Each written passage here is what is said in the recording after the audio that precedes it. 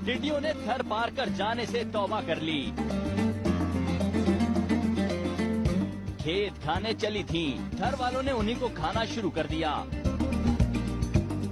छोटी छोटी टिड्डियों का कढ़ाई गोश्त और बिरयानी बनाई जाने लगी। छाछरों के होटलों पर चटोरे दूर दूर से आने लगे। हमारे पास जो आते हैं होटल में वो 200-300 तक ये हमारे पास खाते हैं। चावल की बिरयानी बनती है, वो बहुत अच्छी बनती है और लोग शौक से खाते हैं। पहले टिड्डियों को सुखाकर साफ किया जाता है, फिर उसे धीमी आंच पर भुना जाता है, जिसके बाद तैयार होती है मजेदार टिड्डी डिश, जो मुकामी अफराद की पसंदीदा खुराक है। ये टिड्डी दिल जो है, इसका सालन बहुत लजीज होता है। ये हम बहुत शौक से खाते हैं।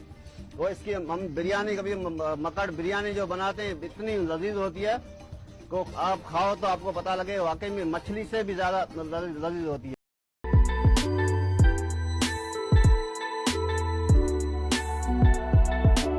टिड्डी दल, जो नाम है तबाही का, जिसने सिंध के दीगर अजला में फसलों को तबाह किया, टिड्डी दल की किस्मत खराब निकली।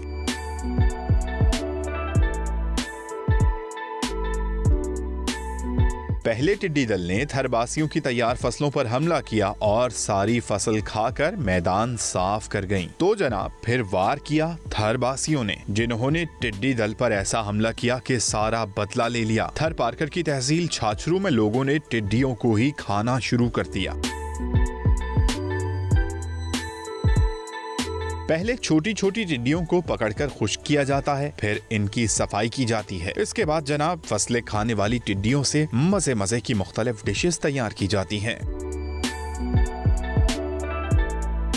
थर पारकर की तहसील छाछरू के होटल आबाद हो गए हैं, जहां लोग दूर दूर से आकर टिड्डी दल से बने खाने शौक से खाते हैं। कोई हल्की आंच पर टिड्डी दल का कड़ाही गोश्त खाना पसंद करता है, तो कोई टिड्डी बिरयानी पर हाथ साफ करता है।